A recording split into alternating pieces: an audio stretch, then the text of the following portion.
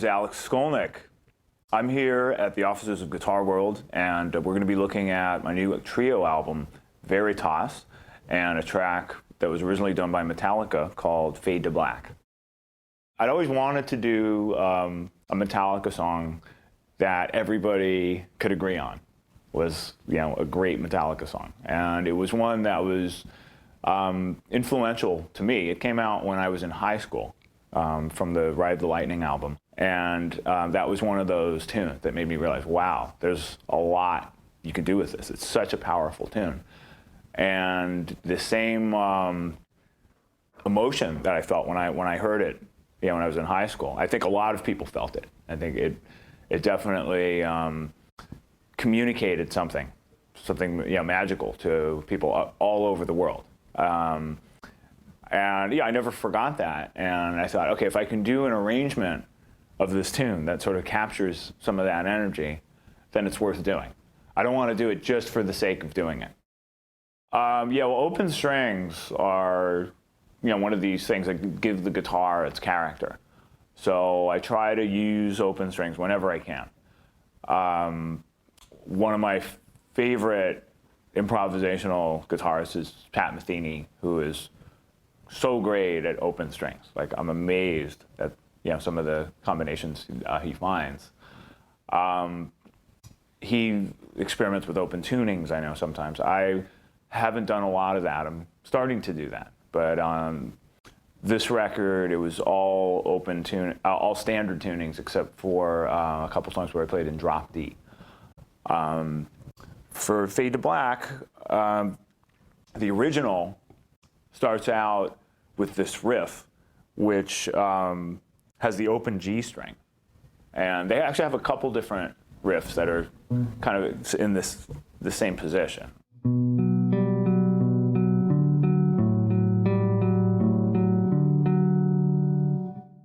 Right? So I said, okay, let's take that. What if we do it up an octave?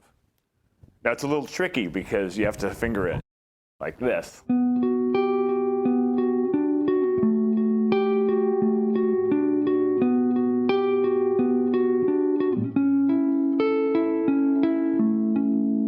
Okay, so I loop that. So that's something I'll step on the loop pedal. So then that's playing.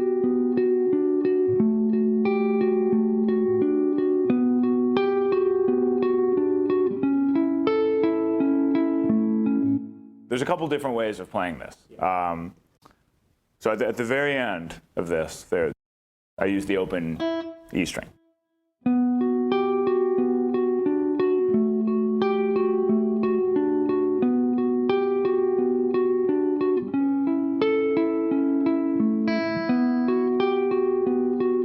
Yeah.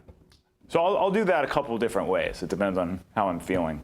But once that's looped, then I go into harmonics. My drummer plays like a military processional beat on the snare, like a marching band thing. And then I'm doing these harmonics.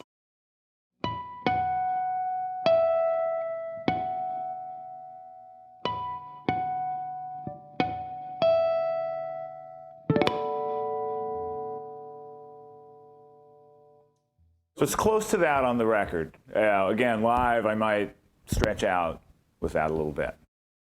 1, 2, 3, 4.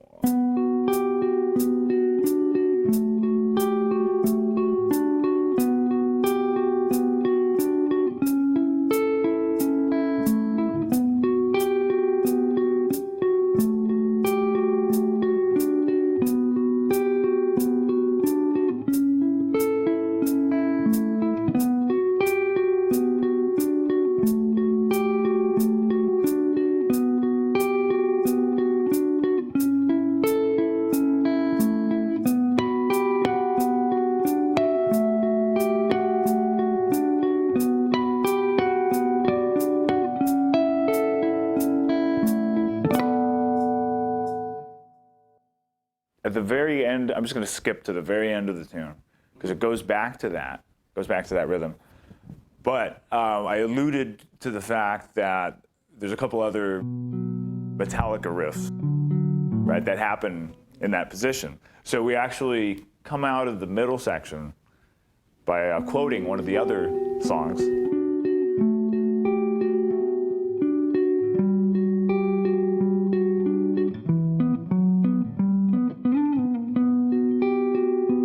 Try that again.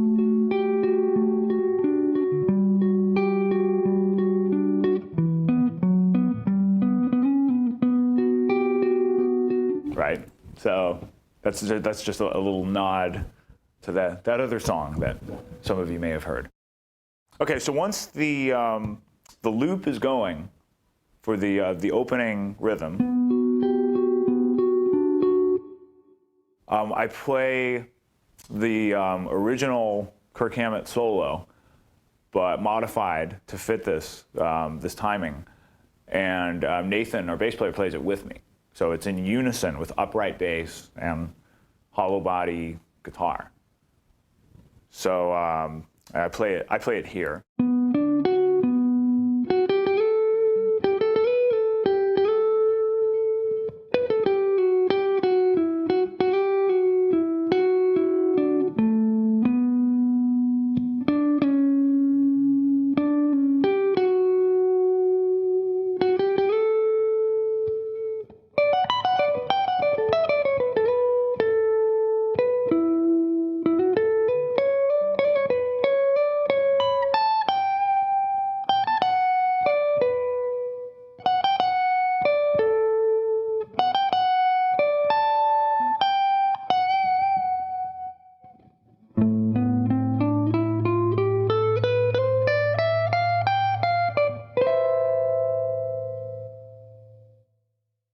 Okay, so that last thing is just a climb up the natural minor scale. So now the main groove is happening, kind of the fast drum and bass style groove.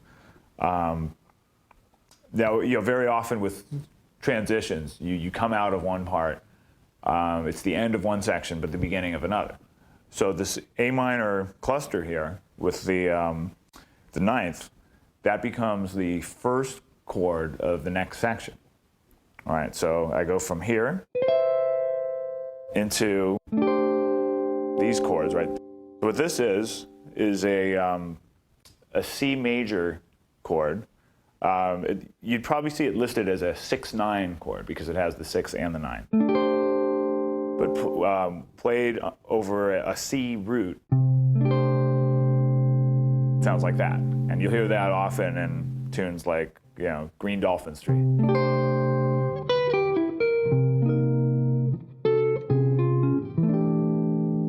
All right, but there, in this context, we use it really quick. So I'm just going to play the chords so you can hear how they sound in context, and then I can describe it.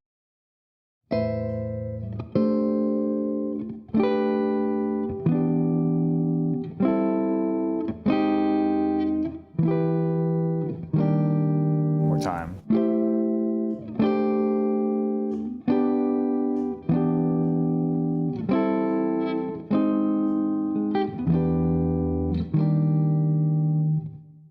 Okay, so what those are, again, we start with that A minor. Second time around, I play that here. In both cases, it's technically an A minor 7 chord. To C major 7, which I play as C6-9. That's just a G triad. So I don't always play the root. I could play the root, but the bass player's got that covered. So often in jazz, you leave out the root. You just let the bass player play that. E minor 7, basic voicing. I'll play that with the root. Sometimes I'll play it like that, which is minor 11. You have choices. Next time around, A minor 7 with the root on top. A flat major 7. So now I'm changing it. Now I'm changing I'm changing from the original chord pattern, which is just A minor, C, G, E minor. So now I'm going A minor, A flat major 7, E minor 7, E flat major 7. the next time around, it's the vocal melody. So that's always the challenge, is playing the chord melody on jazz guitar. So in this case, I did the octave lower using the open strings.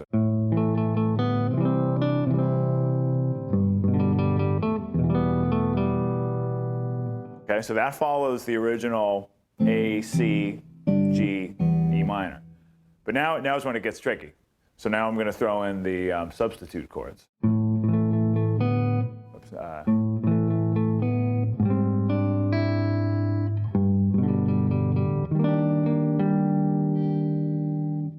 okay. So I did something that I try to avoid whenever possible, but sometimes it's unavoidable, and that is changing a melody note. This is done in jazz sometimes when you really want a certain chord, but the original vocal melody doesn't fit. So I only changed one note.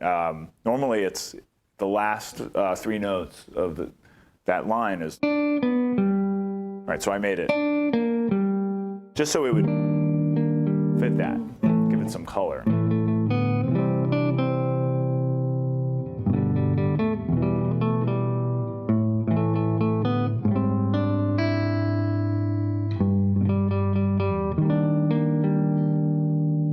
Okay, now notice the open strings for this A flat.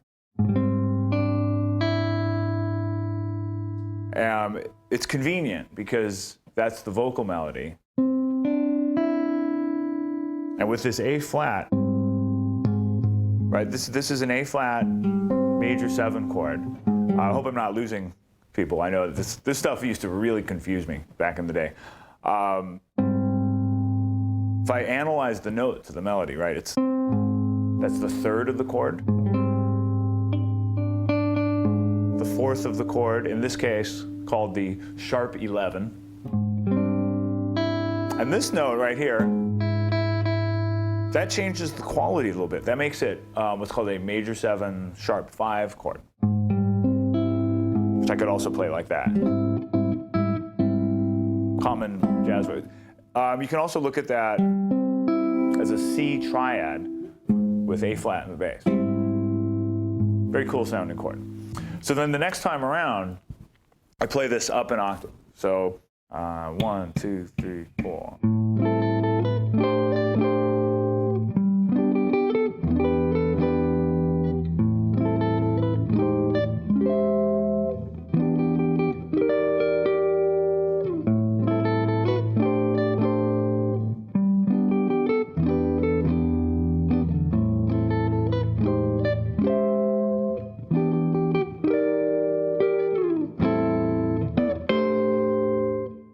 What I'm doing there, it's very hard to do without the band, by the way, because it's, I hide behind the bass player. He's playing the roots. Here I'm trying to grab some of the roots, like on this G. Basically it's A minor, C6-9, like I did before, G major, E minor, right, like the original. Now is where the funny chords come in. A major 7 sharp 5.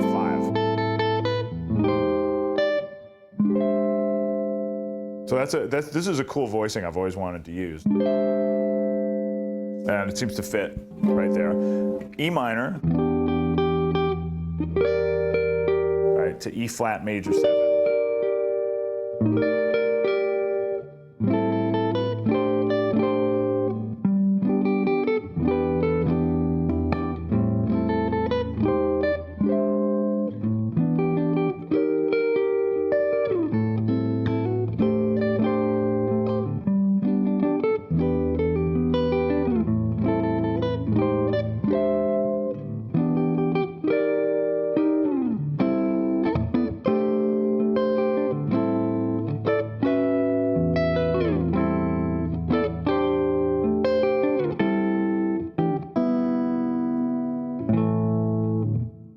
So there, I'm basically doing this chord, which is the 6-9 chord. Yeah, I'm cheating a little bit because it's a major chord.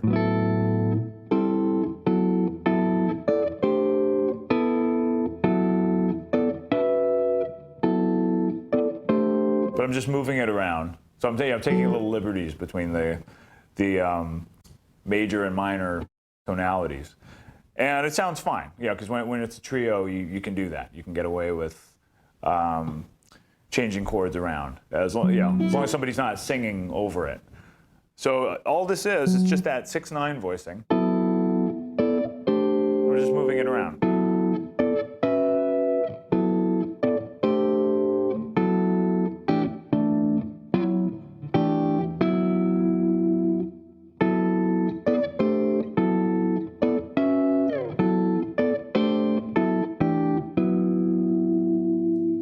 So I've got that from, well, there's a lot of classic recordings that use that. I think McCoy Tyner, the piano player, popularized that a lot, and just, it's a great voice, just move around.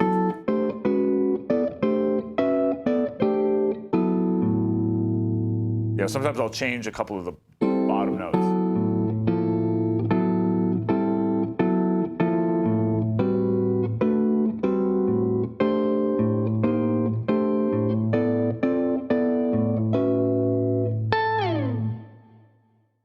It goes to the melody, this guitar melody.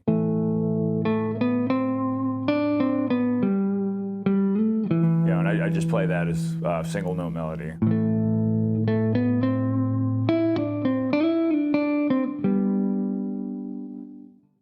So that divides the low octave vocal melody and the high octave vocal melody. So then there's a bass solo over the verse chords. So.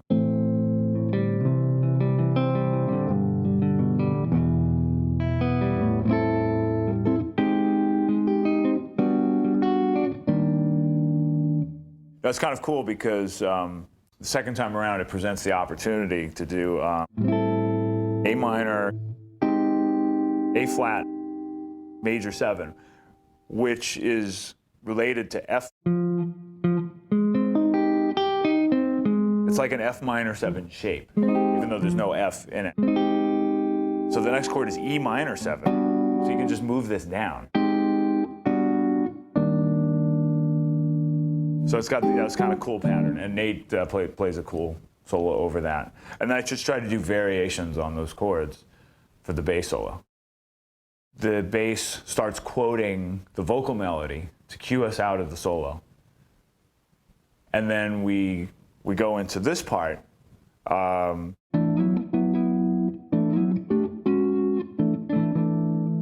Right, we turn that into a drum solo. So normally, guitar solo plays, sometimes bass plays, go back to the body of a tune, drum solo comes at the end. Here we do the drum solo right in the middle, because that part just makes a great drum solo. And it sets up for the guitar solo that follows. So that's unusual. That's the only time we've ever done that in a tune. So for that, I'm just basically playing these fourths. I'm just moving them around.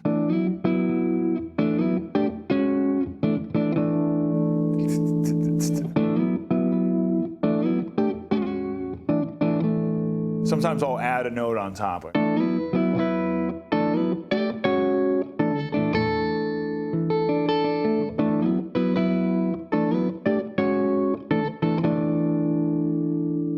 right. So the drums just play around with that. We're always, me and the bass player are always keeping that rhythm, so that it's like a vamp for the drum solo.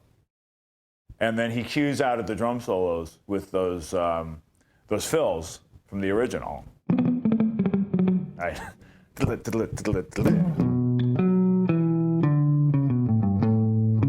Right. So that I play that part up an octave from the original.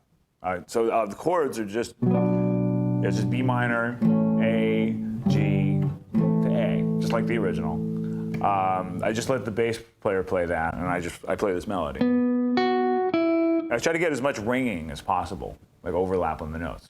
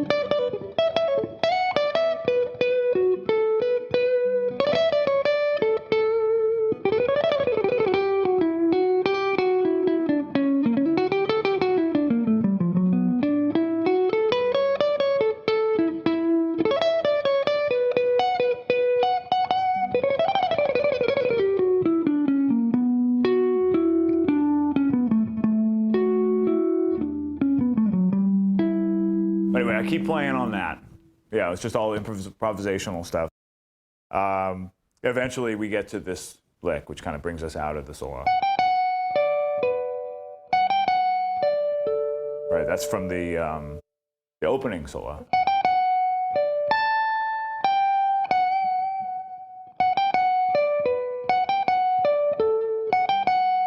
And then we do the one quote,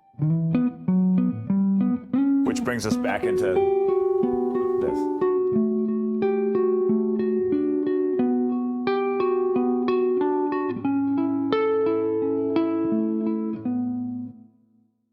And then we pretty much wrap up the song from there. 2, 3, 4. This is the ending. So the drums go back to the original groove.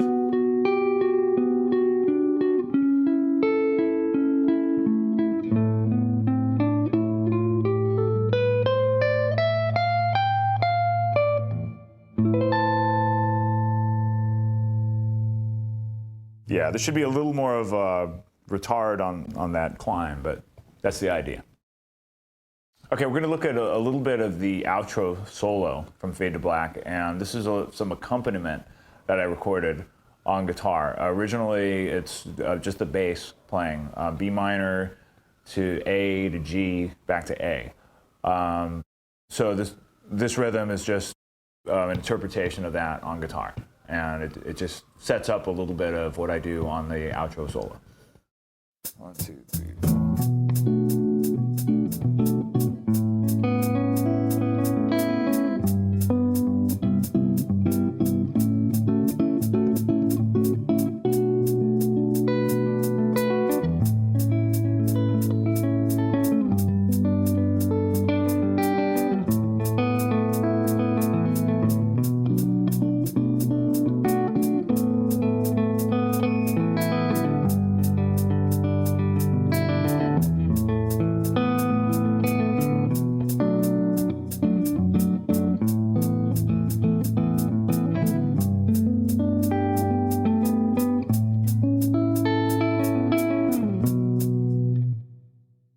Here's the melody, the B minor melody, that segues into the outro solo with a few of the licks in the style that I played it on the record.